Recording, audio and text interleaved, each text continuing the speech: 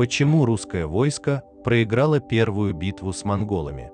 31 мая 1223 года огромное русско-половецкое воинство вступило в бой с армией татаро-монголов. Это была первая встреча на военном и дипломатическом уровне между Ордой и Русью, и она закончилась кошмарным разгромом. Погибли 90% русских ратников, союзные половцы также понесли тяжелейшие потери, но сумели покинуть место битвы. А монголы, несмотря на тяжелые обстоятельства похода, вполне были в состоянии продолжать войну с аланами и половцами дальше.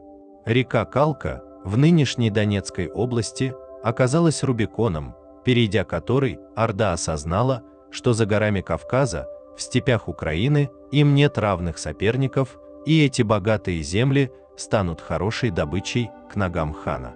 Они даже попробовали вторгнуться в Южную Русь, но узнав, что в Чернигове собирается новое войско под командованием князя Василька, монголы изменили планы похода на Русь и вдоль Волги вышли к Волжской Булгарии. Южная Русь была обескровлена потерей тысяч лучших воинов. По летописным данным погибло 9 из 10 воинов, отправившихся в поход. Среди них было 12 князей, включая князей Киева и Чернигова.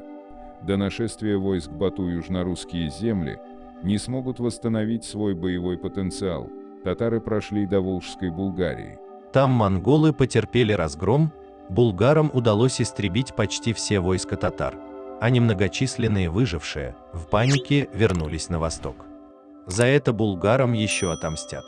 Что же помешало нашим предкам преподать монголам хороший урок, имея численный перевес? Причины поражения русских войск – полное игнорирование разведки. В отличие от монголов, которые прекрасно знали текущее взаимоотношение половцев и русских, ведь они присылали послов с просьбой русским не вступаться за половцев, русские князья, похоже, вообще не понимали, кто перед ними. Их бахвальство, недооценка соперника показывают, что они и не слышали о том, как пал громадный Хорезм, который сапогами втоптали в землю монгольские всадники, как пала Грузия и Армения, как бежали турки, как, наконец, сами половцы и аланы не смогли ничего поделать с нежданными гостями. И хотя князь Мстислав слышал о том, что у рубежам Руси идет страшный враг, он отреагировал спокойно. Пока я нахожусь в Киеве по эту сторону Яика и Понтийского моря, татарской сабли не махать. Также и во время битвы русские не знали, где находятся монголы, а специально подосланный авангард монголов. Они приняли за всю армию и, разбив его, сели пировать. Подход основных сил стал для них полным сюрпризом. Пренебрежение к дипломатии и обычаям монголов.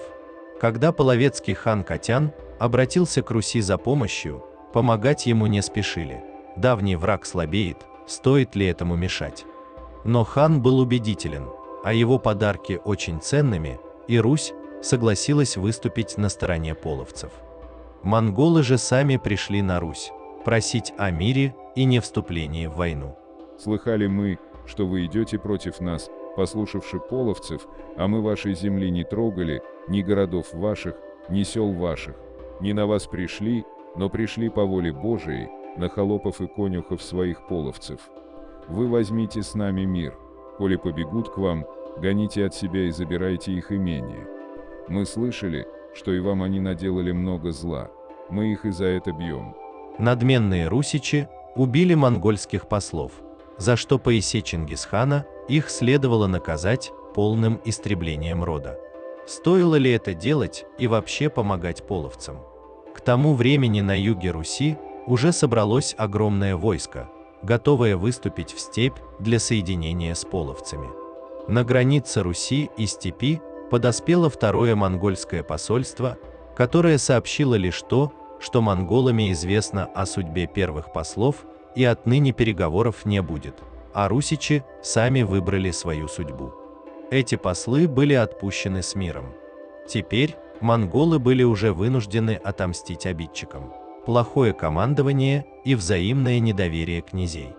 Войско Руси насчитывало от 30 до 50 тысяч воинов. Такого не собиралось еще никогда. но каждое войско подчинялось лишь собственному князю. Князья же не имели ни плана, ни желания взаимодействовать друг с другом. Отсюда вступление в бой части русских войск с авангардом монголов задолго до битвы, опоздание к ней другой части войска. И совершенно излишнее десятидневное преследование остатков монгольского авангарда какой-то частью русских войск, которые и спаслись от разгрома. В самой битве князь Даниил Романович ушел далеко вперед, стремясь опрокинуть монголов, в то время как его никто не поддержал.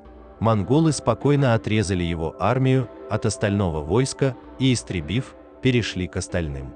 Половцы вообще воевали сами по себе, не координируясь с русскими частями, и, бросившись в отступление, смяли русские пешие отряды, в общей панике только помогли монголами.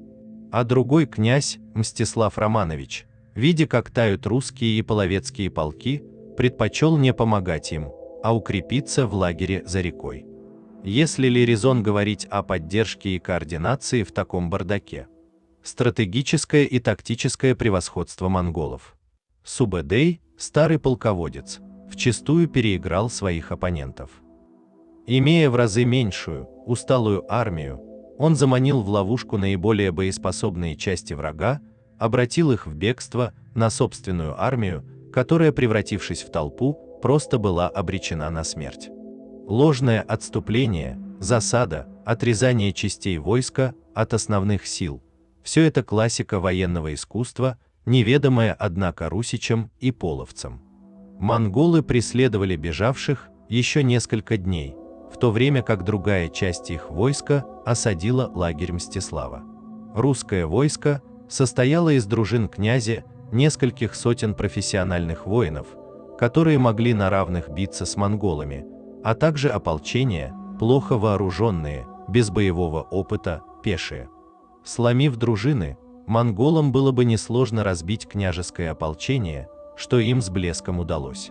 Половцы же, деморализованные и уступавшие монголами в вооружении и стойкости, также не могли изменить ход битвы и просто ретировались. В итоге, едва ли не 100 тысяч русских и половецких войск не смогли победить армию монголов, численностью не более 20 тысяч всадников. Разгром показал плохую военную подготовку русских войск, полное отсутствие координации и полководческих дарований на Руси того времени, фактически открыл дорогу на Русь для кочевников. Пишите, что думаете по этому поводу, ставьте лайк и подписывайтесь на канал.